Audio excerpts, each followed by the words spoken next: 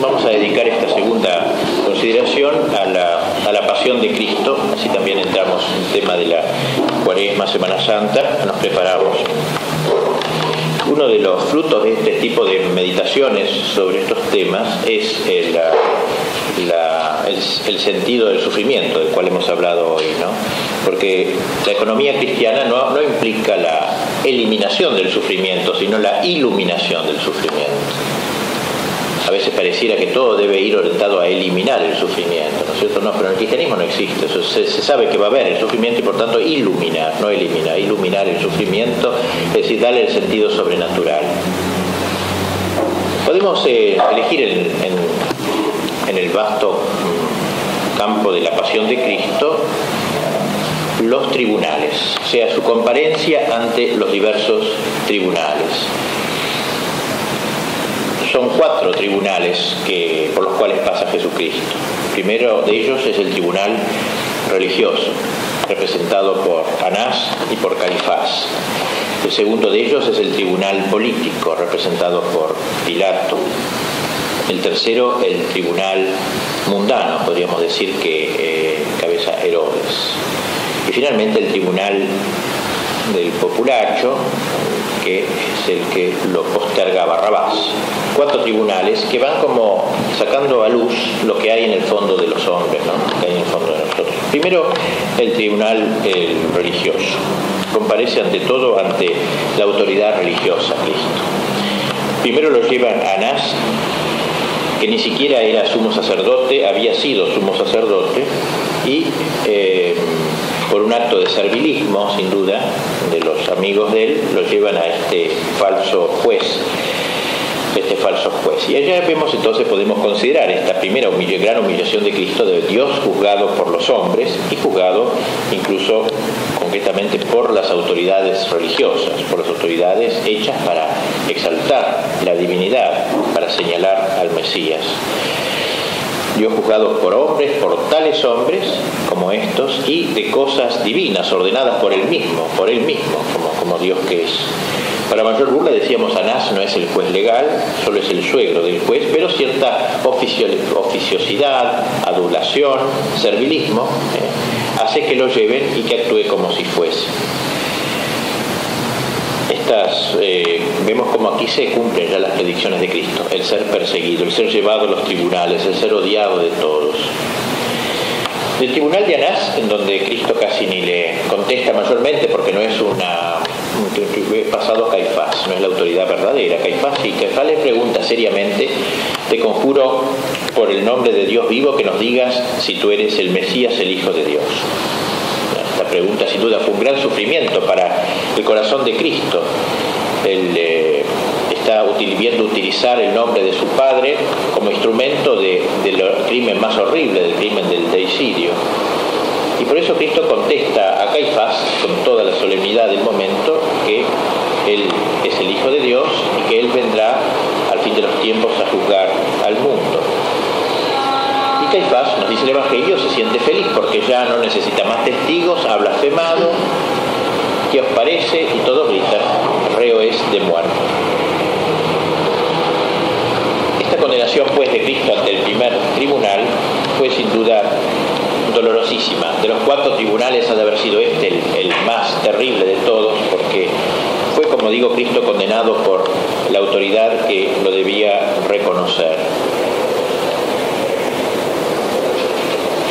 Segunda, por tanto, digamos, para terminar esto, que no nos extrañemos tampoco mucho de que a veces por fidelidad a Dios seamos mal vistos por algunas autoridades religiosas. Esto está ya, empieza la historia del cristianismo con la defección de autoridades religiosas. Y con la defección incluso de las mismas autoridades, aunque esto sea parte entre paréntesis, de la misma autoridad religiosa que Cristo había nombrado, como los apóstoles, que todos traidores, eran los obispos ordenados hace 4 horas, obispos, todos habían disparado, incluso Pedro.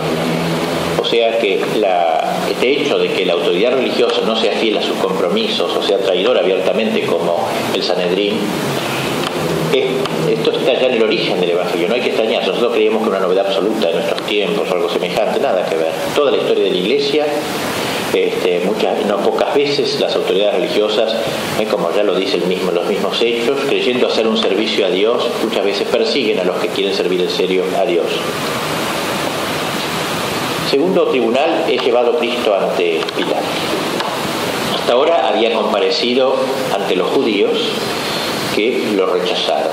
El pueblo judío lo rechaza, representado en su tribunal religioso, en su autoridad religiosa. Ahora debe comparecer ante los gentiles, según aquella gran división que ponían los antiguos, judíos y gentiles, o a veces se llama ahora los paganos, pero propiamente está mal traducido. Las naciones son todos los no, porque a veces no son paganos, los judíos, ¿no? O sea, judíos y gentiles son la gran división de la antigüedad.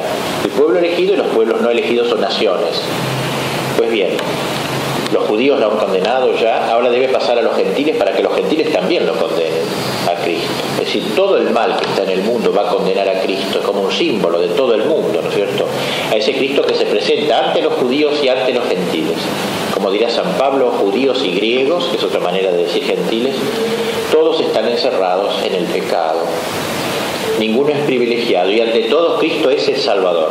Va a ser condenado por aquellos a quienes viene a salvar, justamente, a los judíos y a los gentiles. El Cristo universal. Los judíos, dice el Evangelio, no quisieron entrar en el pretorio de Pilato porque Pilato era gentil, justamente, y no podían ellos mancharse porque debían comer la Pascua. Qué ironía, qué manera de bastardear la fe, ¿no? La fe revelada, digamos así, y la moral, no querer mancharse para la Pascua. Ellos iban a hacer el crimen de la Pascua ahora, y sin embargo no querían manchar sus pies pisando zona gentil. Estaba prohibida para un judío eso. Cristo, en cambio, pasa el solio del judaísmo a la gentilidad, sube las escaleras, Él es la verdadera Pascua. Él rompe el muro de separación entre judíos y gentiles, lo va a romper en la condenación, pero también lo rompe para la salvación. Viene a salvar a todos los pueblos. Los judíos no podían condenarlo, según las leyes romanas, sino entregándolo a los gentiles. Es decir, ellos no eran capaces no tenían poder jurídico para condenar a nadie a muerte. Entonces lo pasan a los romanos, que eran los que se reservaban ese poder. Y ante Pilato, Cristo, vemos cómo se pasa del plano religioso al plano político, a este segundo tribunal. No nos es lícito, dice, matar a nadie, etc. Y le piden la cruz a Pilato, que es el instrumento que usan los gentiles, precisamente para los malhechores. En realidad estaban pidiendo, como decíamos hoy, no un cadalso, sino un trofeo. No se daban cuenta de lo que estaban pidiendo en última instancia. Cristo mismo dijo en una ocasión: cuando yo sea elevado en alto, todo lo traeré hacia mí. Esa frase que algunos autores aplican a la ascensión de Cristo, que es como un movimiento ascensional atractivo hacia arriba, o como diría San Agustín, una ley de la gravedad al revés, que empuja hacia lo alto y que nos lleva a nosotros hacia arriba. Cuando sea elevado en alto, todo lo traeré hacia mí. Es aplicable también a la cruz. Cristo es elevado en alto en la cruz, y desde esa cruz todo lo atraería hacia Él. Por eso los judíos, cuando piden para Jesús la cruz, están pidiendo el instrumento de la elevación, el instrumento de la imantación universal, de la atracción desde la cruz. Esa cruz que tiene un sentido universal, con su palo vertical, está señalando la unión de Dios y de los hombres, divorciados, como decíamos, los hombres estaban divorciados de Dios por el pecado. Ahora ese palo vertical donde Cristo pone la cabeza y los pies, une el cielo con la tierra de alguna manera, y el travesaño horizontal está señalando el amor a los hombres, desde el Génesis hasta el Apocalipsis. Con la mano izquierda Cristo apunta hacia el Génesis, con la derecha hacia el Apocalipsis, como para abrazar a toda la humanidad sobre su corazón divino. De modo que la cruz es el trofeo. Para los que lo ven con ojos humanos, normalmente, o enemigos, es un cadalso, pero en última instancia es el trono del rey, como dice el himno litúrgico: nuestro Dios reina desde un madero. O sea, los judíos le estaban pidiendo, en última instancia, la cruz, le estaban pidiendo el trono, la entronización real. Es la serpiente elevada en el desierto, que todos los que la miraban quedaban sanos. Así este Cristo, mi serpiente, lo llama San Ambrosio, elevado en la cruz también, todos los que lo miren serán salvados, que lo miren con fe. Y así entonces Cristo, que oye esos gritos que piden la cruz para Él, se presenta y habla con Pilato. Y así como ante los judíos Cristo habló de la ley, habló con un lenguaje religioso, aquí delante de Caifás habla con un lenguaje, digamos así, más social, más temporal. Sale el tema de la realeza. Tú eres rey, yo soy rey, no un reino de este mundo. Con lo cual Cristo no quiere decir, como sabemos, que no quiere reinar sobre este mundo, sino que en latín de hoc mundo significa proveniente de este mundo. O sea, el reino de él no es un reino que brota de abajo, como los reinos de la tierra, y por tanto efímeros y transeúntes, que tienen un nacimiento, un crecimiento y una decadencia, sino que su reino viene de lo alto, aunque se ejerce también en este mundo. Regnum meam es de hoc mundo, de indica así origen, proveniencia. Pues bien, Cristo le habla sobre la realeza, para esto nací, le dice, para esto vine al mundo, para ser rey, fórmula tan importante, ¿no es cierto? O sea que el ser rey no es para Cristo algo adventicio, sino que para esto se encarnó, para ser rey. Es sobre todo el tema más bien de la realeza social de Jesucristo sobre, ¿no es cierto?, los individuos y las sociedades. Pero no una realeza como la imagina Pilato, y mucho menos como la imaginaban los judíos temporalistas, que quisieron hacerlo rey tantas veces, pero un rey de hoc mundo, ahí sí, un rey que brotara de acá, un rey a través del cual los judíos pudiesen reinar sobre toda la humanidad, como era el sueño de los judíos, del mesianismo temporal de muchos judíos. Pues bien, ellos acusan a Cristo de querer ser rey temporal, pero ahora en un sentido peyorativo, para que Pilatos lo condene, no lo vea bien el asunto. Este es el segundo tribunal, pues. El tribunal que debía haber reconocido a Cristo como rey de las naciones, lo va a condenar. Por el momento no, pero últimamente lo va a condenar. Pilato reconoce la justicia de Jesús, pero la turba grita y grita e insiste. Y entonces Pilato se le ocurre la idea de mandarlo a Herodes. Herodes había sido tetrarca de Galilea, tenía una hipotética autoridad sobre Jesús, y una manera de sacarse de encima este problema, Pilato no ve causa de muerte para él ni nada que ver, entonces se lo envía a Herodes. Podríamos decir que en Herodes la malicia del mundo queda más al desnudo, quizás, que en los otros procesos. Herodes sería como un símbolo del hombre gozador, digamos así, del hombre superficial.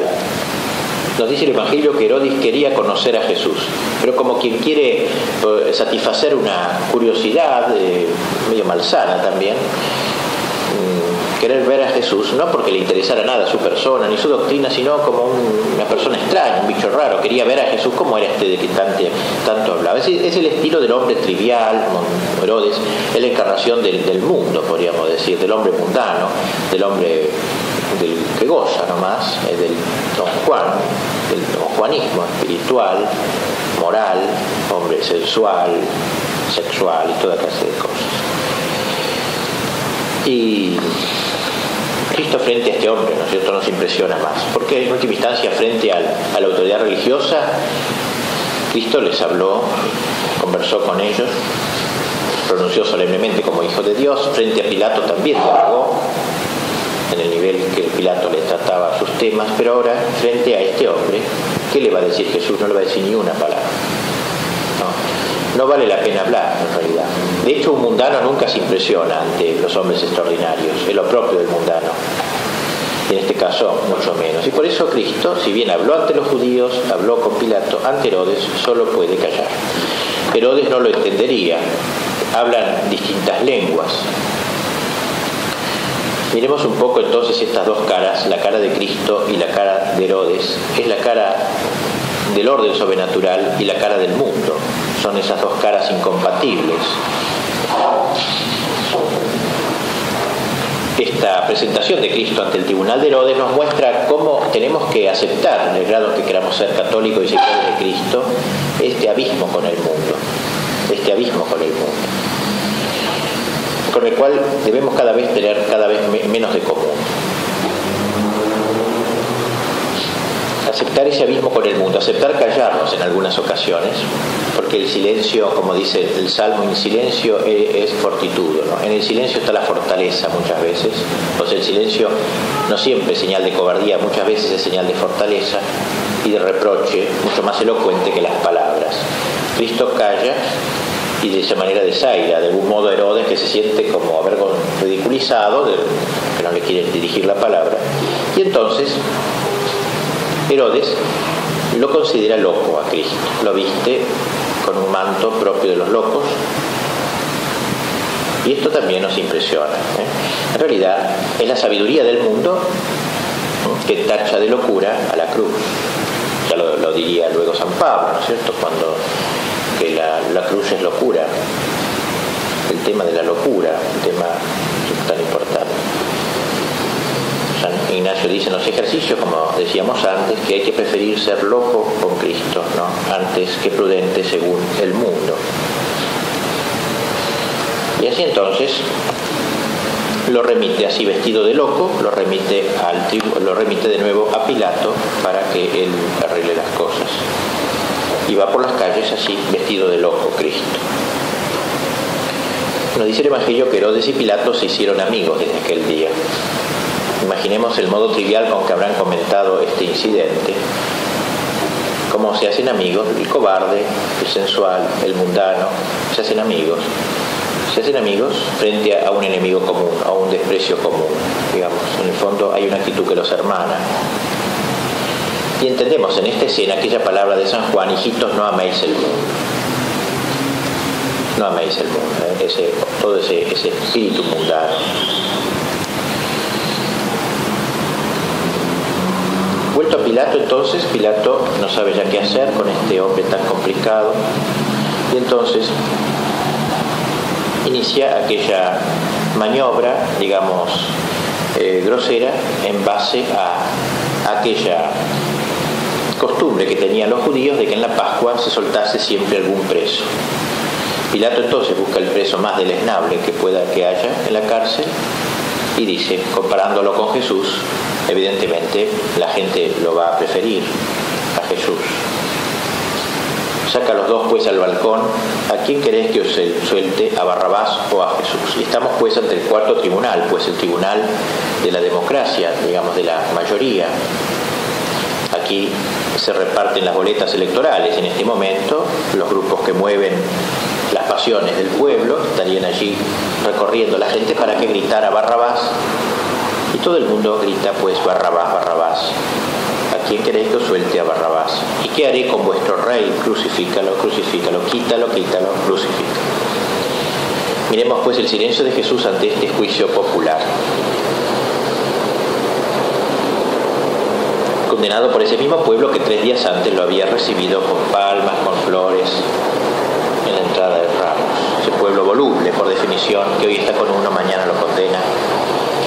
4 tribunales, pues. Podemos ahora meditar sobre estos 4 tribunales: el tribunal religioso, el tribunal político, el tribunal mundano y el tribunal popular.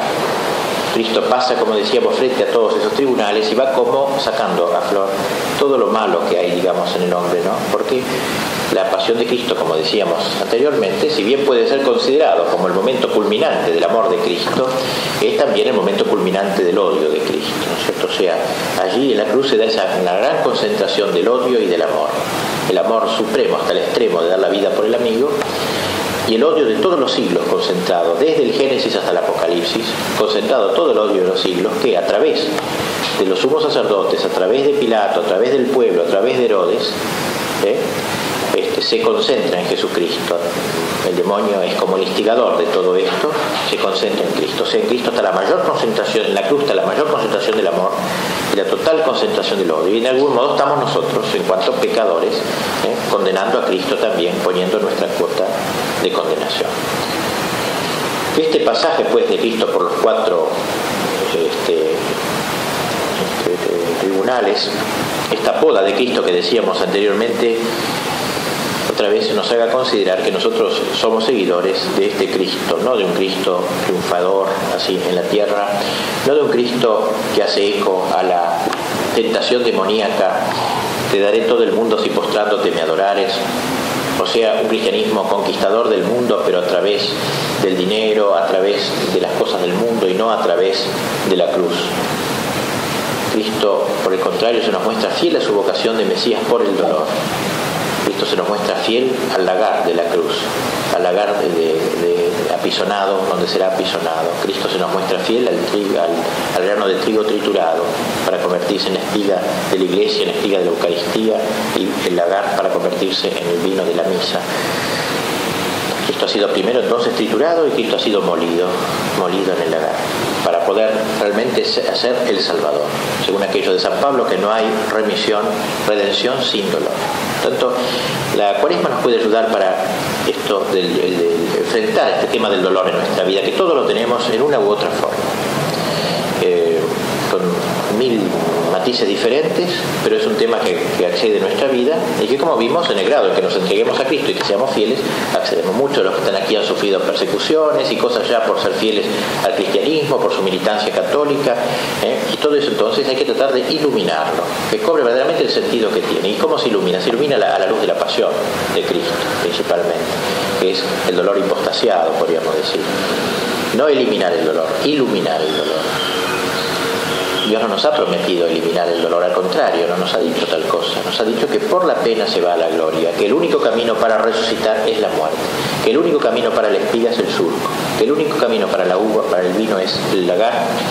Ese es el camino que Él eligió. Justamente el demonio, como decíamos, tentó a Cristo de un mesianismo sin cruz, sin lagar, sin surco. Cuando le dijo, tírate del pináculo y todos te admirarán y te reconocerán Mesías. Póstrate a mis plantas, que yo te daré el mundo. Convierte estas piedras en pan. Es decir, le promete a Cristo la victoria y el mesianismo, pero a través de la fuerza de Cristo, de los músculos, digamos. Un poco como nuestros primeros padres, seréis como Dios. Es la retoma de la vieja tentación del desierto, del paraíso, la que sucede en el desierto. Cristo es tentado sustancialmente de eso, de un cristianismo sin cruz. Y esa tentación se prolonga a todo lo largo de la historia de la Iglesia. Esa tentación se prolongó ya a lo largo de la vida de Cristo. Cuando Pedro, recuerdan, en aquella ocasión, Cristo cuenta que va a morir y va a resucitar, y Pedro, dice el Evangelio, lo apartó a Cristo para no hacerle pasar un papelón, y dice, lo retó, lo recriminó por lo que estaba diciendo, cómo iba a ir a la muerte. Y Cristo le dijo esa frase terrible, apártate de mí, Satanás, porque tus caminos no son los caminos de Dios. O sea, son los caminos del mundo, los caminos de los hombres, los caminos de la puro placer y de la felicidad en la tierra, o dentro del cristianismo, de un cristianismo sin cruz. Apártate, eso es satánico, todo eso. Y esa tentación, pues, de Cristo la acompañó toda la vida, toda tentación externa a Cristo del demonio, a través de Pedro, porque por tu boca hablaba Satanás, y que culmina en la misma cruz cuando aquel circunstante le grite, si eres hijo de Dios, baja de la cruz y creeremos en ti. Es decir, baja de la cruz, diluye la cruz, quita el martirio, y entonces te aceptaremos. Esta tentación, pues, que viene todo lo largo de la vida de Cristo, se prolonga en toda la historia de la Iglesia. Siempre la Iglesia se ve tentada de bajar de la cruz. Siempre la Iglesia se ve tentada de integrarse en un mundo socialista, lo que sea, liberal, comunista, renunciando a la cruz, y entonces va a ser aceptada. Creeremos en ti, entonces creeremos en la Iglesia, la aceptaremos en el seno de un mundo feliz y humano. Pero la Iglesia como tal jamás puede aceptar esta tentación, jamás puede aceptar esta invitación a diluir el martirio. Y esta tentación cae a cada uno de nosotros también, a veces bajo formas sutiles, que somos una microiglesia cada uno de nosotros, y debemos ser otros Cristos. Por tanto, recibimos esta misma tentación de inventarnos un cristianismo a nuestro modo. Un cristianismo como el de los discípulos de Maús, que cuando Jesús iba caminando con ellos le decía, ¿no sabes tú que ha muerto ese Cristo que había dicho que era el Mesías? Nosotros esperábamos. Lejos de nostalgia, nos autoesperábamos. Nosotros esperábamos. Habían creado una esperanza en algo que no era real, en un Mesías que no era el real, en un Mesías que ellos habían forjado. Y así nosotros también. Cristo les contesta, no era menester que el Hijo de Dios padeciese y así entrase en la gloria. Nosotros podemos tener la misma tentación de Maús, hacernos un cristianismo a nuestro modo, y cuando accede la cruz, entonces pensar que todo se derrumba, que todo se viene abajo, y no hemos comprendido la quinta esencia entonces del cristianismo. No era menester que el Cristo padeciese, no era menester que yo sufriese cruces, padecimientos, en el grado en que me acerque a Cristo, que estuviese cerca del Calvario, para así, no de otro modo, entrar en la gloria. Por tanto, esta contemplación, esta meditación nos induzca a abrazarnos con la cruz, sabiendo ya, como decíamos antes, que hay muy diversas maneras de llevar la cruz, y que la más suprema, la más hermosa y la más espléndida es la de los santos, que la han llevado hasta con gozo. Claro, eso es muy elevado, pero por lo menos ir apuntando hacia eso. Que yo de San Pablo me gozo en mis tribulaciones. Abrazarnos pues con la cruz de Cristo y preparar así la Semana Santa, iluminando quizás en este tiempo el tema del dolor. A ver si lo podemos meditar, encarar y resolver en nuestra vida, darle el lugar que corresponde a la cruz, sabiendo por supuesto que en última instancia caminamos no a la cruz sino a la resurrección, pero es no hay ningún atajo que vaya a la resurrección y no pase por la cruz.